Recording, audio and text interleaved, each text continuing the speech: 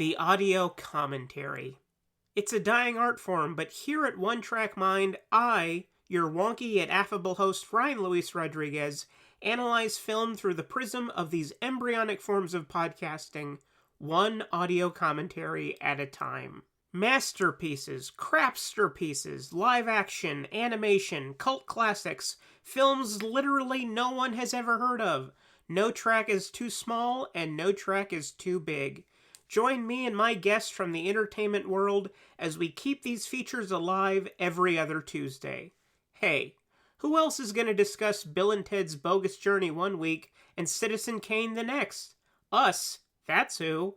Sure, you have to put up with my voice, but there's a certain give and take in this industry. That's One Track Mind, part of the Someone's Favorite Productions family, and available wherever you get your podcasts. Hello, my name is Kevin Tudor, and I'm one of the three hosts of Almost Major, a film podcast dissecting many major indie studios and the films they release. Every week, myself, Charlie Nash, and Bryden Doyle discuss overlooked, forgotten, or bona fide classic indie films via studio-specific miniseries. We've previously covered numerous films from Artisan Entertainment, Lionsgate Films, and New Line Cinema. Titles including The Blair Witch Project, American Psycho, Dogville, But I'm a Cheerleader, Saw, Requiem for a Dream, and Ringmaster, you know, the Jerry Springer film. Anyways, we have a fun time every week and we hope you will join us. Subscribe to Almost Major wherever you get your podcasts. Now proudly a part of the Someone's Favorite Productions podcast network.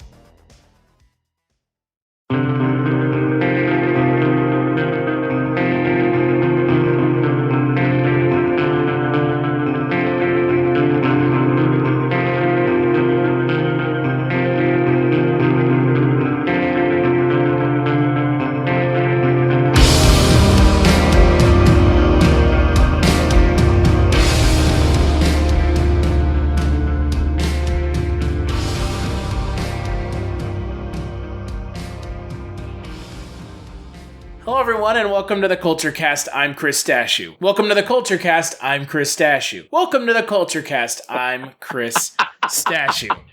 And I am joined, as always, by Eric Niss. Hello. No special fancy thing this week? You're just sick of my shit, so I'm just regular Eric Niss this week? You're always just Eric Niss. You're not my co-host. We're equals on this podcast, sir. No, but there's always like a weird little intro thing. And the intro thing was weird enough this time. I guess you're right. And on this episode of the Kulturecast, we're going to be talking about the latest horror film from the powerhouse production company Blumhouse, Happy Death Day. Film stars Jessica. Jessica. The film stars Jessica Rothe and is directed by Christopher Landon. The IMDb synopsis is: a college student relives the day of her murder with both its unexceptional details and terrifying end until she discovers her killer's identity.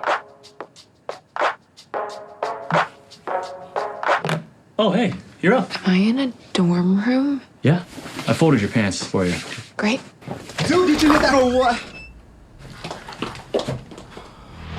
Go shorty, it's your birthday. Stop global warming. We gon' party like it's your birthday. We gon' sip Bacardi like it's your You birthday. sneaky little biatch. Maybe you should switch to water next time. Super helpful. Don't be late to the party tonight. Okay, bye. Bye. Tree, happy birthday. You can find me in the club, bottle full of bub. Look, mommy, I got the ex in the taking drugs. I'm in the habit. You scared me.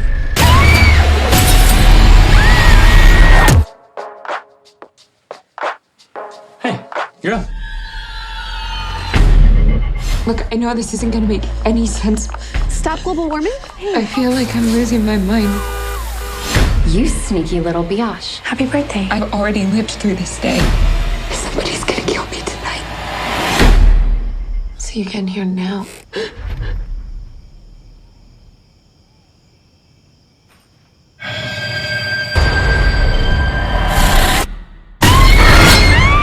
But is everything okay? Shut up! Shut up! Shut up! Assuming that I believe any of this is even possible. Sprinklers? Car alarm? The way I see it, you have unlimited amount of lives. Unlimited opportunities to solve your own murder. So I'm supposed to keep dying until I figure out who my killer is? You want to live to see tomorrow, right? Whoever's killing you knows it's your birthday. Pretty much the entire school knows. These are signs of major trauma. You should be dead. You relive the same day over and over again. Kind of start to see who you really are.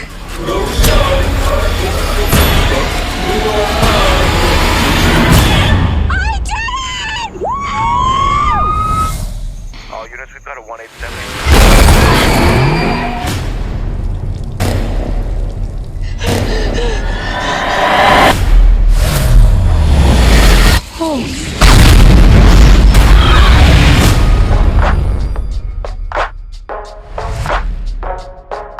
All right, Eric, so I don't think either one of us really had a whole lot of high hopes going into this film. It was an interesting concept from the trailers, but I don't think either one of us knew really what to expect outside of it was clearly Groundhog Day, but a horror film. So, what did you think of Happy Death Day? It's just a stupid fun movie. It's Groundhog's Day, but a horror movie of Groundhog's Day. And it's even, to call it a horror movie is like being very generous with your genre. I guess like calling it a genre film is like correct, but calling it a horror movie I think is being pretty generous with what I would consider a horror movie. So, but all that stuff aside, it's still just like a hell of a stupid fun movie. You know, it's like, what can you say about it? You're going to go into this movie and you're going to watch it and it's gonna be fun and it's gonna be stupid and that's it. Like, there's not a lot of substance there to be had, and I think that's fine.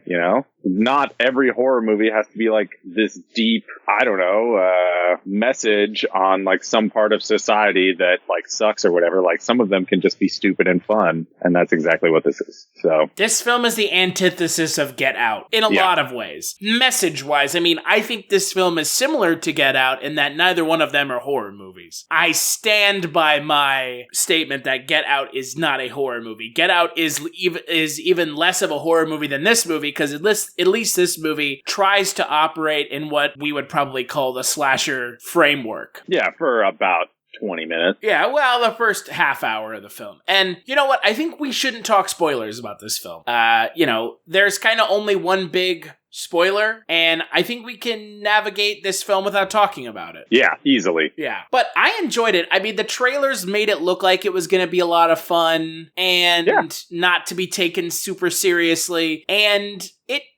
it was that. It was a lot of fun. It wasn't very serious. It was a film that didn't take itself too seriously, which, like you said, I think is pretty, It's pretty spot on. It's kind of refreshing that there's not a lot of, that it's not a very serious horror film, because we haven't gotten a lot of horror comedies this year. Yeah, this year, I watch a lot of horror movies, as I'm sure you watch a lot of horror movies, and most of the movies that, you watch and that you get excited for are these movies that get hyped up because either they're like really intense or, there's just like... think about The Witch, It Follows, stuff like that. Like, those are overly serious horror films that, again, this month being October, we've talked about, and I've lamented how I'm not a huge fan of where horror is going, because a lot of the fun is gone from horror. It's true. And don't get me wrong, I like all those movies. I like The Witch. I like the Get Outs. I love that type of stuff. And I love that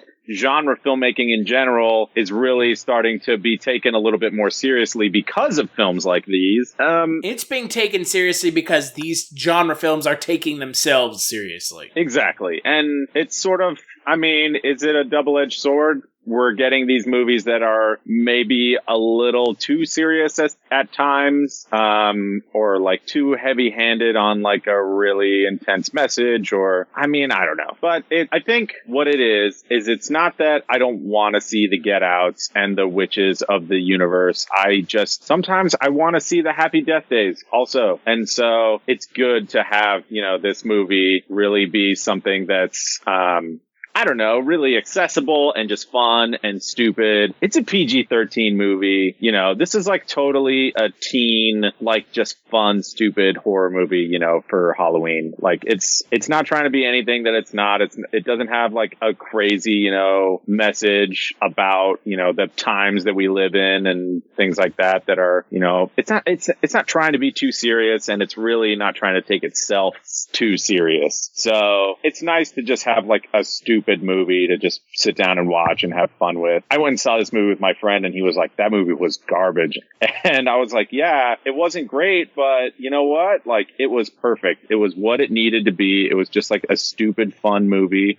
And that's it, you know, like that's what I wanted. Yeah, no, it's a lot of fun. It's a film that I kind of have an issue with it being PG-13. I don't really like the idea of horror movies being PG-13. I feel like a PG-13 horror movie is essentially a fucking vampire with no fangs. I mean, you essentially take everything out of the film that could be, I don't know, pushing the limit of what a film can be in regards to the horror genre. However, it works because it's a movie for teenagers. Yeah, it works because it's just a stupid teen movie for teenagers. It's not trying to be anything other than that. So in that regard, if you're looking at, I mean, watching this movie, you can't miss the demographic. You know, it's not, I mean, this movie isn't made for the discerning, you know, horror aficionado or whatever. Like, you know, it's not made for the people who will only go see the It Followses and the Get Outs of the genre or whatever. It's like, you know, it's really made for teenagers to just go and see like a stupid, like semi-scary movie for Halloween time. Like, but I'll say this much. This compared to like Paranormal Activity, or what the fuck was the name of that movie that came out like 2 weeks ago? Friend Request. Like, this film, this is more of like the tongue-in-cheek 80s style of like, this is a better horror film for teenagers to go see. You could make the argument that like the Paranormal Activities of the, you know, world and stuff like that were really trying to like, that's like a whole different thing. That's like extra super low budget, trying to like get as much scares from as little money as possible. And I really love Paranormal Activity. Paranormal Activity, the first movie, and even the second one to a certain extent, I really, really like, and I thought were effective. And then the fact that they franchise it out and just like, you know, make 1,000 movies about the same thing, you know, with like different varying degrees of, you know, what made the first movie, you know, watchable is a whole nother story. But I think this movie is really harkening back to this sort of like tongue-in-cheek slasher movies of the 80s that we just like haven't seen a lot of in recent years. You know, it's not that they don't exist, because, you know, I'm sure if I say that these movies don't happen anymore, somebody's going to be like, well, over the past 10 years, there's been X and Y and Z, and these movies have come out. And I'm just going to be like, okay, yeah, fine. But you don't see a lot of them. A lot of the horror movies that we see nowadays are trying to be as like hyper scary and horrible as humanly possible, which is fine and great. I love it. I love going to the movies and getting the shit scared out of me, but it just doesn't happen all that often. So it's nice every once in a while. If you're looking for more horror outside of the mainstream, look no further than Unsung Horrors, a podcast about underseen horror movies. I'm Lance. And I'm Erica. Every other week, we'll cover a horror movie with fewer than 1,000 views on Letterboxd. We'll even give you double feature recommendations to pair with the movies we discuss. From gothic to shot on video, from slashers to comedies, from giallo to J-horror, we'll cover all the subgenres. So join us as we unearth these hidden gems of horror. Follow us on Instagram, Twitter, and Facebook, all at Unsung Horrors, available wherever you listen to podcasts. And part of the Someone's Favorite Productions podcast network. To go see a movie that's not trying too hard, that's just trying to like be fun. And that for me is the important part about this film, is that this film delivers on the promise from the trailer that it's going to be a film that doesn't take itself too seriously. And that's what I liked, because it delivered. Yeah, all the way from the title of the movie, this movie doesn't like take itself too seriously, thank God. Because, I mean, I don't know, if you're going to have a movie called Happy Death Day and it's going to be like some weird, serious, like horror movie, like I don't know, that's just bad branding at that point, you know? Yeah.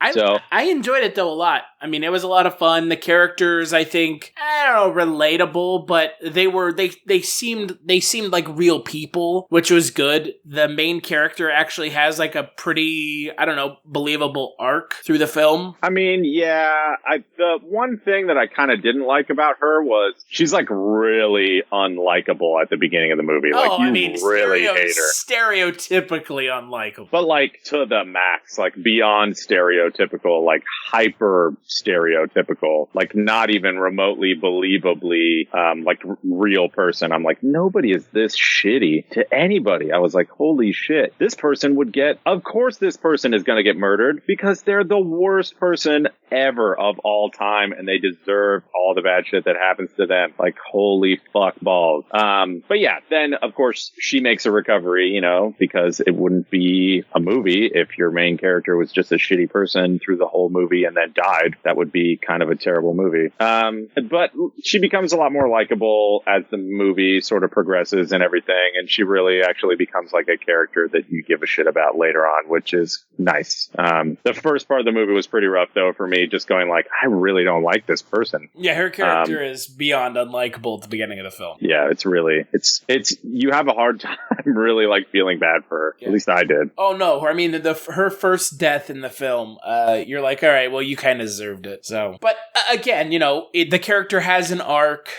The side characters and her love interest, I think, I think everybody in this film does a very good job for what this film is going for and how much money was spent on this film and how long this film has been in development. Which is, I'm not sure if you know this, but this film has been in development for a decade. Really? It was announced in 2007 with, I'm going to let you guess who in 2007 female could have been the lead for this film. Oh, God. Someone who has to portray a vapid character that goes on a journey of self-discovery who's in her early 20s at that point. I don't know. Okay, I'll give you a hint. She is associated with one of the people who's going to produce the film, Michael Bay. Oh, it was Megan Fox. Yeah. Wow. Yeah, that totally makes sense. You could actually kind of see it, right? Yeah, and I mean, that's like around the time of Jennifer's Body and all of that shit. Like, and Transformers. So, yeah, that would have made sense, actually. Like, for her whole, you know, she's in a bunch of big movies and everything, and wow. Yeah, like, it was announced the same year as Transformers, 2007. Wow. Yeah. Obviously, it's taken a decade for this goddamn film to come out, which is insane. Yeah, because way too long for a movie like this. Well, normally films that take this long to come out are trash. I mean, look at a film like the 2000s Planet of the Apes that was in development for like 15 years and was, you know, shopped around and all these different people were involved and then it ended up being terrible, you know. It was announced in 2007 and it was called Half to Death. And then you didn't hear anything about it for essentially 10 years until 2016. And then it was Jessica Rothe is attached as the lead and Jason Blum is producing. And that's insane to me. This film was in development for 10 years. Jesus Christ. Yeah, that's a fucking long ass time. That's way too long for a movie like this to be in production for 10 years. That's like somebody really, really wanted to make this movie. Like, that's too much effort for this movie. I'm gonna come out and say it. Like, this movie didn't need to be. I would agree with you. However, with the amount of money this movie made over the past weekend, I disagree. This movie made a ton of money. How much money did it make? Okay, so the film's budget was about $5 million. It made It made $32 million. Wow. It made more than fucking God damn it. It made more than Blade Runner. It opened #1 this past weekend. It made more money in its first weekend than Blade Runner made in its first weekend. Yeah. That's insane to me. It's not insane though, because Blade Runner is a great film, but it is not a marketable film. True. We learned that. I mean, we talked about that. If you want to hear us talk about Blade Runner, one of the best films of the year, make sure to check out the last Kulturecast, but it is a film that is great, but unmarketable. And again, I think they did a lot of stuff in the marketing for that film that wasn't successful. I didn't see the trailer for this film until halfway through the summer. Like, this film kind of came out of nowhere. Yeah. I saw the trailer for this film in theaters. I'm normally like pretty, I mean, obviously in our industry with what you and I do, you know, you have to keep your ear to the ground because you want to be kind of in the know about new trailers, and you know, the Black Panther trailer came out today, and all that. Yeah. But like, I saw this trailer in theaters. Yeah, I mean, because I live in LA and everything, and there's billboards everywhere for movies all the time, I saw a billboard of it one day, and that was about as much as, like, heads up as I got about this movie, and that was maybe, I don't know, a few weeks ago, maybe a month ago or something like that, and I was like, oh, that seems cool. Looked up the trailer, looked kind of stupid, kind of fun, and that's exactly what it was. It was stupid, it was fun, it was, you know, it's Groundhog's Day, but with murder. So it's, you know, even her character is such like a Bill Murray in Groundhog's Day character. It's insane. Like, that's the time loop trope. And you know what? I think this is, you know what? Let's take a break and we'll talk about the time loop trope, because I think that's something we really need to break down. All right.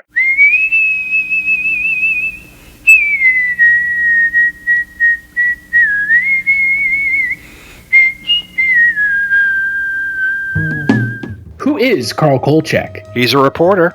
Now that is news, Vincenzo. News! And we are a newspaper. We are supposed to print news, not suppress it. With the INS. What's an INS? Independent news service, sir. Founded in 1904 by Enrico Paluzzi. Who seems to have a nose for the strange and unusual. Well, last year in Las Vegas, I uncovered a series of murders that turned out to have been committed by a vampire. And what is the Kolchak Tapes? It's a podcast. All about Carl Kolchak. What's a Kolchak? The Night Stalker. And where can you get it? On iTunes, Stitcher Radio, and at www.kolchaktapes.com. As foolish a game as any that Gory the Ghoul could make up.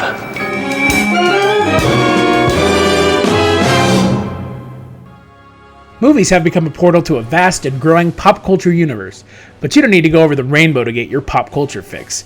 Just head to Rainbow Comics, Cards, and Collectibles. They are your one-stop shop for comics, toys, posters, games, and more. Not a pop culture nerd? No problem. They have something for everyone, including a wide array of sports cards, collectible card games, even memorabilia. Stop by one of their 2 locations today. The flagship location at 3310 South Minnesota Avenue, Sioux Falls, South Dakota, or their newest location at 1501 Pine Lake Road, Suite 17, Lincoln, Nebraska. Most importantly, don't forget to add them on Facebook for pop culture news, weekly live videos, and special events.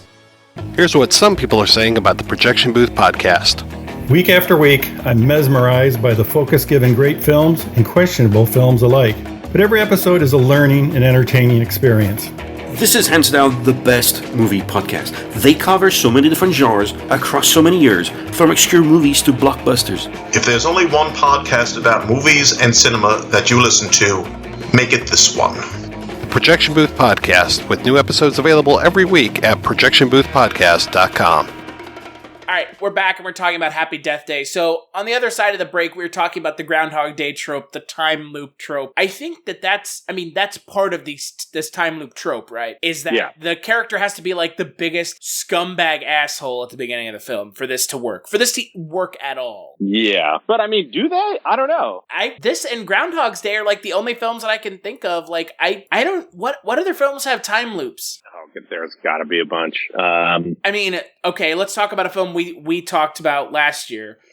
Primer. That film has time loops, but that time loop isn't anything like this. That is a totally different, Edge of Tomorrow, which is essentially the action version of Edge of Tomorrow is totally a time loop. But Tom Cruise, but his character's like a weasel at the beginning of the film. Yeah, that's true.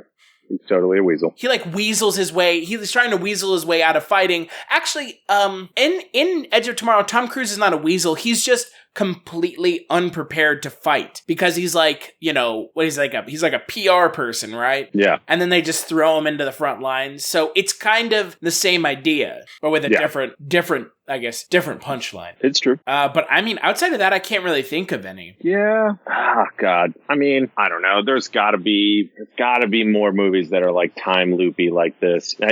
I know that there was probably one in the 90s. There was at least one that happened in the 90s that was probably like some teen movie where somebody was stuck in a time loop or whatever.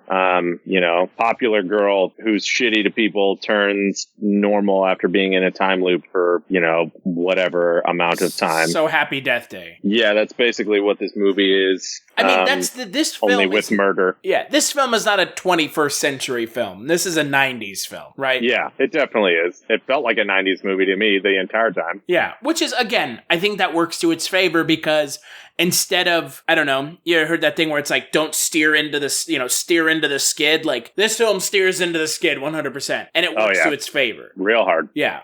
But again, you know, it's not a horror movie. Not really. I mean, it is. It has slasher parts, but like those elements of the film are downplayed so much that it doesn't really, I don't think it's a horror film. I think it's a comedy with horror, I don't know, with horror themes, horror tropes. Sure, horror elements. But it's not scary. No. I didn't think it was scary, and it is scarier than this film. Yeah, 100%. Yeah, it is for sure a horror movie in comparison to this movie, but...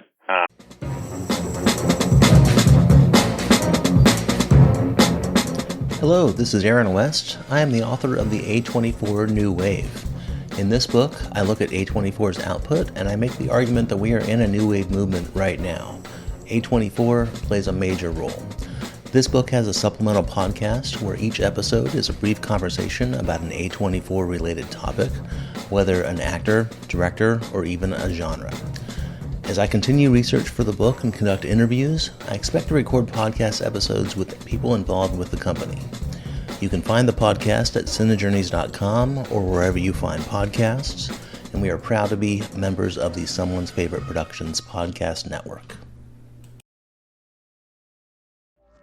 Hey, this is Jason Kleberg from the Force 5 podcast, a show that forces a guest to come up with a movie-themed top 5 list topic, and then we reveal our picks on air. Top 5 heist films, top 5 tearjerkers, top 5 movie dogs. Every show you'll be asking yourself, what would be on my list? Guests include directors, screenwriters, actors, podcasters, musicians, authors, and even a professional wrestler. Subscribe to the Force 5 podcast, and you won't just be a listener, you'll be a list nerd. The Force 5 podcast, available wherever you're listening now.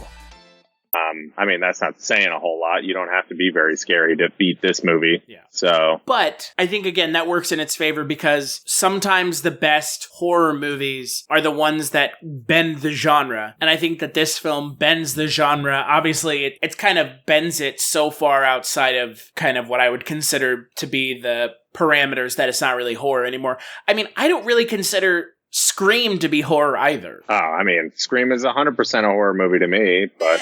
But yeah, is it... I mean, what is a horror movie to you versus what's a horror movie to me? I think Scream is a thriller. I don't think Scream is scary one bit. Scream is like way too smart to be a horror movie. I think that's what makes it so fantastic. Is that it deconstructs it so much that it's like you went to see a horror movie, but we're literally deconstructing the horror movie on screen as you know it. Yeah, but then that's like, does a horror movie have to be scary to be a horror movie? Like, I don't think so. Then what makes a horror movie then, right? Like, I mean, you can have like horrific elements in a movie, and just because you and I are not scared like of that stuff, like doesn't mean that it's not a horror movie. It's just, but would anybody be not scared scary. of this film? I mean, I'm sure somebody. Like the only scary parts of this film are in the first 30 minutes. Yeah, I mean, and then it like gets totally tame after that, which, you know, is what it is. I know that slasher films are a subgenre of horror. Yeah, but I think that I think a lot of slasher films for me are so kind of edging in one direction that they just become thrillers and not horror films. Yeah, I don't know. I mean, we could have a whole conversation on the distinction between a horror movie and a thriller and a, whatever. We could talk for hours just on that. And someday we might. Someday we might, but today is not that day. Today is Happy Death Day. Oh, nice. I do want to talk, though, before we get to this film's Rotten Tomato rating. Mm-hmm. Fucking Blumhouse, man. They'll put out anything. Is there a hotter production studio in the country right now? I don't think so. I mean, let's look at what they've released this year. They're releasing Creep 2, which we're going to be talking to the director of that next week. Happy Death Day, The Belko Experiment, Get Out, and Split. I mean, there are some other films kind of peppered in there, but I mean, Get Out cost them $2 million, or, $4 million, and they made $250 million. Split cost $9 million, and they made almost $300 million. Like, they could make a bunch of bombs for the rest of the year, and they've already made their money back, like, completely. Yeah. So it's true. I mean, they're doing a really good job. It's crazy. Jason Blum, I would say, is the king of horror films right now. Yeah. He has his finger on the pulse of horror movies. And, they've only been around since 2009, but both you and I, obviously, we both know what Blumhouse started with. I mean, Blumhouse started with Paranormal Activity. Yeah. That was their first production. A film that cost $15,000 to make. And just made a fuckload of money. $193 million. Yeah. I mean, Blumhouse, I would say the MO for Blumhouse at this point is making horror films for cheap with interesting premises that make tons of money. Yeah. Yeah, they're the people to go to. If you're a horror movie, if you can make it on a really low budget and it's something different, then they'll put it out. I mean, and their reach, is such that, it seems like every vaguely horror movie that I go to see now, it's like from the producers of Insidious and Split and Get Out and every other movie ever. And like, I'm just like, dude, we know it's Blumhouse. All you have to say is Jason Blum, and then we fucking know what movies like they've put out. Like, it's crazy. Yeah. I mean, they also released, like you said, Insidious. Yeah, I love Insidious. It's probably one of my favorite movies of the last, 10 years. The Purge. The Purge is a cool idea. I like that. Defer. It's not a terrible movie, but it's definitely a better idea than it was a movie. So Right. I'll agree. The first one was okay. Past that, I haven't seen much, but that's because it, like you said, better idea than anything else. Sinister. The first Sinister was a lot of fun. The first Sinister had all these weird, interesting ideas that just then became really, really weird over time. So I don't know. Sir Bagul. The dumbest name for a movie villain. Bagul. Oh God. I mean, I don't know if they're trying to vaguely anchor something in real life mythology. And they've also released other stuff. I mean, they have diversified. They released Slight and Lowriders this year, which I think Slight had actually relatively decent reviews. That was actually a WWE Studios film as well, which is kind of random. But I mean, they're a horror studio, I would say. Most of the films. Let's not paint them completely into a corner, but in 2015, they released probably 15 films. All but 2 of them were horror films. So, yeah. Last year they released all but 1 horror film. This year they've diversified their portfolio a little bit more, with, like I said, Lowriders and Slight and Birth of the Dragon and Resurrection of Gavin Stone. But primarily they're making their money off of horror films. Yeah, that's the big money maker for that studio. And, good for them, dude. Fucking good make for Jason Blum. Make that money. Good for Jason Blum and good for us as fans. I mean, they're good for working us as fans. Yeah. Good for people as creators, because there's a studio out there that's making money doing this, which is good because then they have the money and the authority and the power to actually go out there and take people's ideas and turn them into a reality, instead of, a time when you can't take your movie to a studio because either it's not marketable and nobody wants to touch horror movies, or, you know, it's going to cost too much money for, you know, like a really small indie studio. And I think Blumhouse is like this nice in-between space where they have money, but then they also, you know, they want to help people out. They want to make these movies, you know? Yeah, and again, they are known for low-budget horror films that have crazy ROIs, return on investments. They also have a 10-year first-look deal with Universal. Let's not forget that, which I think was what came out of either this year or last year. They signed that deal. And I don't think it's outside of the realm of... I don't think it's unrealistic to say that we should credit Jason Blum with the return of M. Night Shyamalan. I mean, yeah, I'll definitely throw some credit Jason Blum's way for that, for sure. I mean, I wasn't a huge fan of The Visit, but it was a smaller in scope film than any other M. Night Shyamalan film, and it was made for like $5 million, and it made like 100. And then you have Split, which Split was the first big surprise of this year. I mean, you go back and listen to us talk about Split. I still can't believe that movie was as good as it was. And the twist in that movie at the end, I mean, yeah, kudos to all of them for that. Yeah, no, that was a great movie. Really stoked that universe is back. And M. Night Shyamalan is back making good movies, because, you know, his movies in the, you know, early 2000s are like still to this day, like some of my favorite movies. You know, it's like the first time you see, I don't know. I mean, like the first time you see, why can't I think of it? Why can't I think of it? Yeah, The Sixth Sense. The first time you see The Sixth Sense is like insane. And then, you know, Signs is also this, like, you know, Signs was a little bit more polarizing for people, and I get why, you know, but I mean... And again, let's not forget that also the next and final film in the Unbreakable universe is being produced by Blumhouse again. Of course, yeah. Why wouldn't it be? Right. So again, at this point, I think Blumhouse is just, you know, again, they make some films that aren't as profitable as Get Out, and not every film is going to cost $5 million. Oh yeah, make $200 million. Well, that's that's unrealistic. But at the same time, Split and Get Out together cost $14 million and made $500 million.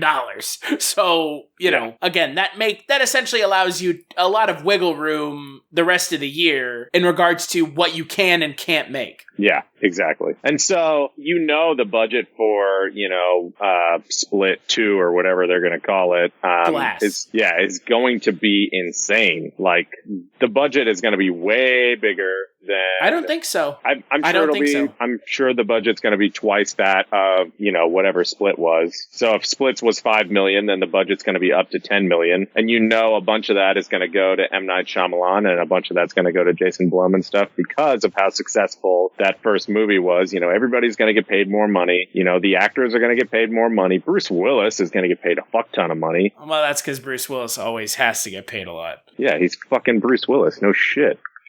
But also, let's not forget, Blumhouse also made Luigi, Origin of Luigi. No. Yeah. Waweg? Origin of Waweg. Yeah, they made Ouija, Origin of Evil. Yeah, and the original Ouija, which is, I mean, the original Ouija is terrible. Yeah, but I mean, the fact that they can bring, you know, Ouija back from the dead is pretty good. I mean, they also had a great director and a great cast and everything for the second movie. But I mean, to have the balls to really like make a second Ouija movie after the first one. I mean, the first one might have been monetarily successful, which is probably why they made a second one.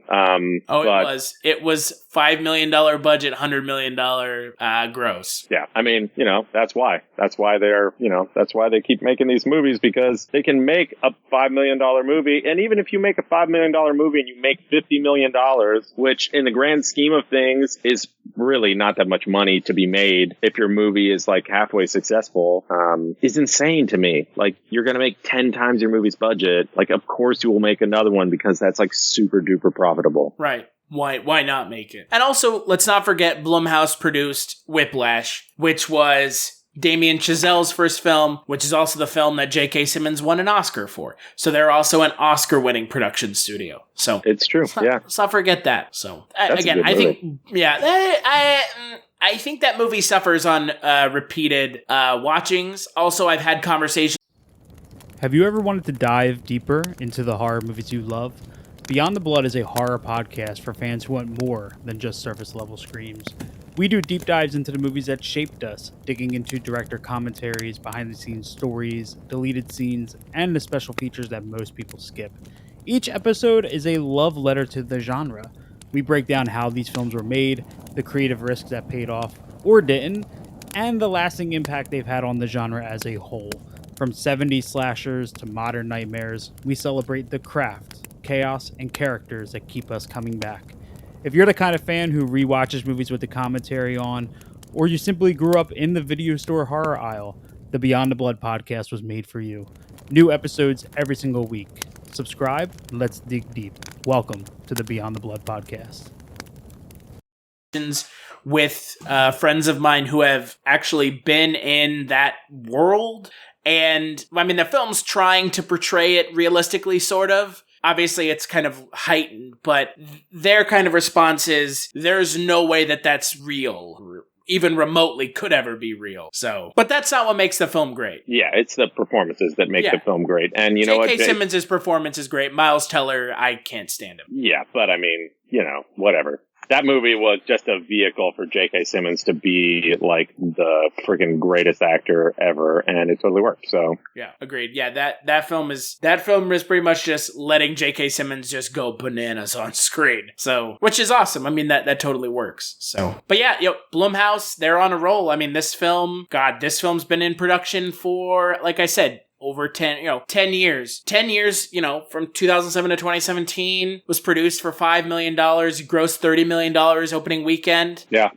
That's not bad. It's pretty good, man. That's not even bad at all. That's good. Yeah, I mean, for the movie that this movie is, like, that's awesome that it did so well and has been in production for so long. Yeah, I didn't have any idea that it was in production for so long. If I would have known that, I definitely would have gone into this movie thinking that I was walking into something way different than I did. Yeah, again, it works. It works really well, and it's really surprising it's surprising that it is doing as well as it has. So, with that in mind, what would you give this film out of 5? I don't know. I'm going to give this movie a 2.5 out of 5. I mean, it was fun, but it's not going to be, I'm not going to see it again.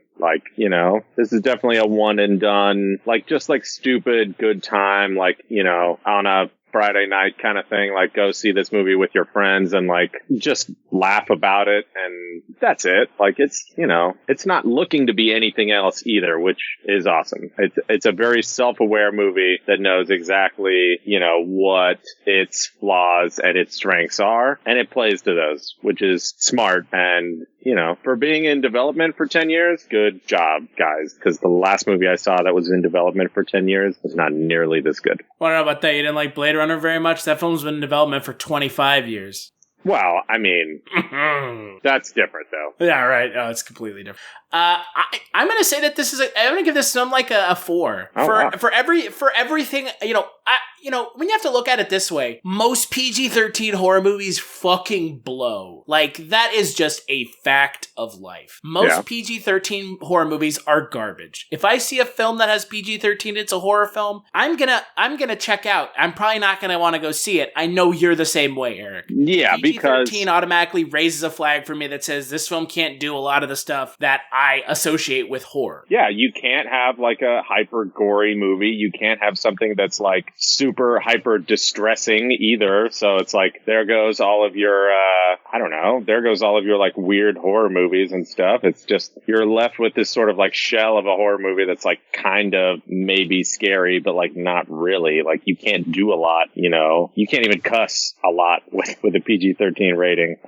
And so saying that, for me, this is a pretty damn good PG-13 horror film. This is a really good horror film for it. Didn't even notice that it wasn't PG or that it wasn't rated R until partway through the movie, or maybe even after the movie, when I was just oh, that movie was rated PG-13. Wow. And that's a good thing. Yeah. I mean, and for a movie like this, you don't need a crazy amount of gore and everything like that. I don't know, it might have been cool to like really play up the slasher angle of this like a lot and make it like out of control, like Reanimator style gory, but like it's unnecessary too. You know, it doesn't need to, it doesn't need that. It might have been cool, but then it also would have been a way different movie, you know? Yeah. It might have been cool to see her deaths be a little bit more over the top.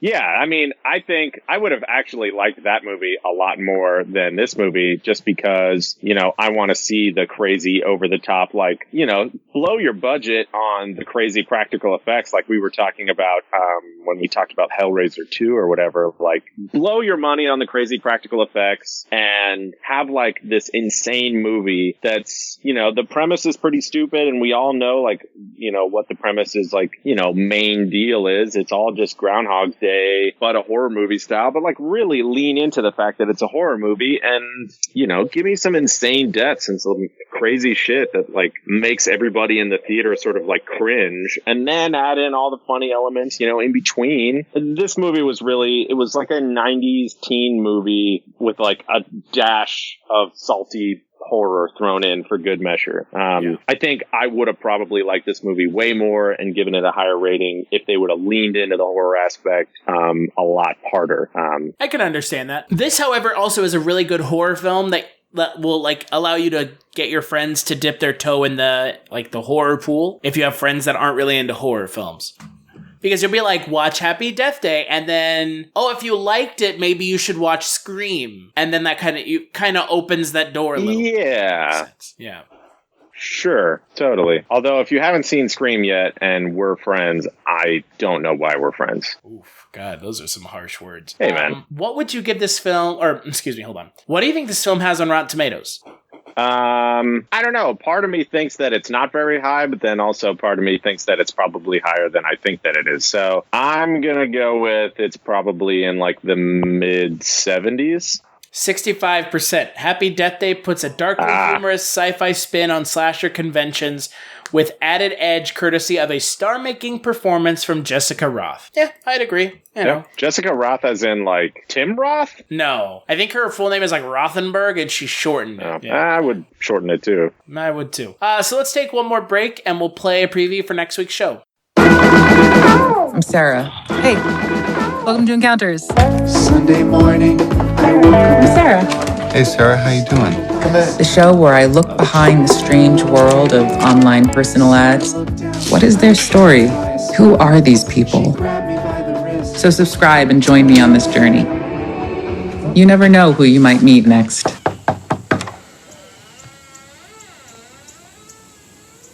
Hello?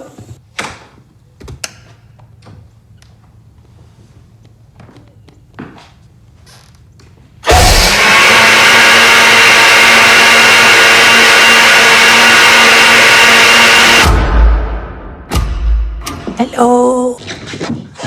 Ever since I turned 40, I've lost my inspiration. I have no joy. I'm having a hard time.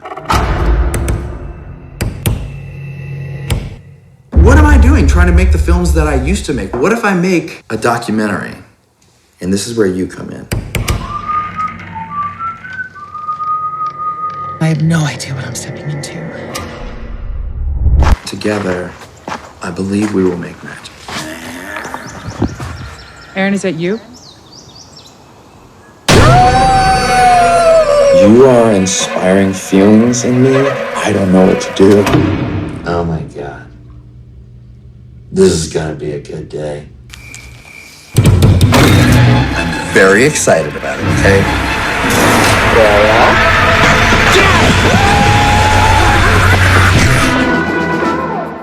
Sunday morning. Are you ready to go? Wow, you're a tough nut to crack. All right, we are continuing Horrortober next week with another sequel, another Blumhouse film. Figure that. Of course it is. The sequel to 2015's Creep. You might remember we did a Kulturecast over that film in 2015 where I got to speak with Patrick Bryce, the director. Well, guess what? We're speaking with him again next week when we talk about Creep 2. So buckle up, buckaroos. We're going to be talking about Creep 2 next week. What have you been up to, Eric? Not a lot, man. Not a lot. Still just rolling through every horror movie I can think of for October. So I'm watching a lot. I'm looking for new suggestions. If you have any, some stuff that I probably haven't seen or may have missed, I will take recommendations on horror movies, good or bad or ugly or otherwise, to check out. Because, I need some new stuff in my life. I can't watch the same, 50 movies over and over and over again just because they're good. It's true. You got to spice it up. It's true. I do. I got to let the spice flow. Let the pumpkin spice flow. Oh, yeah. I want to see that movie. Oh, my God. Somebody make that movie so I can watch it. Other than that, just I don't know, just hanging out, writing new music. What have you been up to? What have you been doing? Nothing. Just Nothing? Not a goddamn thing. Catching up from vacation still. So week later, still catching up. So that's the way it works. You're gone for 2 weeks, you're gone for 1 week, you're catching up for 2 weeks. So yeah, that's kind of the way it goes. But please head on over to cultureshock.com where you can find out more about today's episode. You'll find links over to iTunes where you can rate and review the show, and to Patreon where you can kick a couple dollars our way. Donors get access to unreleased episodes, DVDs, and the chance to guest co-host a Kulturecast. Big thanks, as always, to Eric and Wovoka for letting us use y'all's song Lament. Y'all are welcome. You really should call that song Lament Configuration. You kind of missed out. The Lament Configuration. Yourself. And to my good friend Justin Scott, aka The Decipher, for allowing us to use his song Two Step.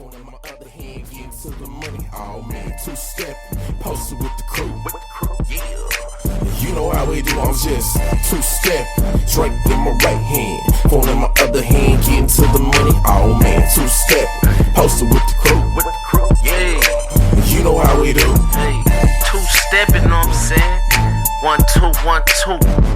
Benjamin, aka the Black T, you know what I'm saying? Catch me with my crew every day. Two-step. Oh, my phone in my other hand, like, hello?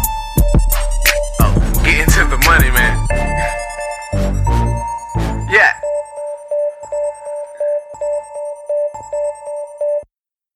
Hello and welcome to Tumbleweeds and TV Cowboys. My name is Hunter. In this podcast, I'll be joined by a different guest each week to discuss a classic Western movie or TV show. I've been a fan of classic Westerns for as long as I can remember, and in recent years, they've become very nostalgic for me. I love the aesthetic, the tropes, and I love seeing different filmmakers' takes on them. At their best, they're incredibly entertaining, rewatchable, and some of my all-time favorite movies are Westerns.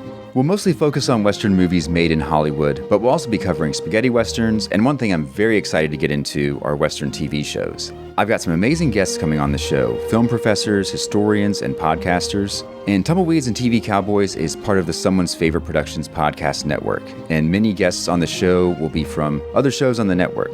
Thanks for listening. Are you a film fan who loves the ultimate home video experience? Look no further than The Disconnected.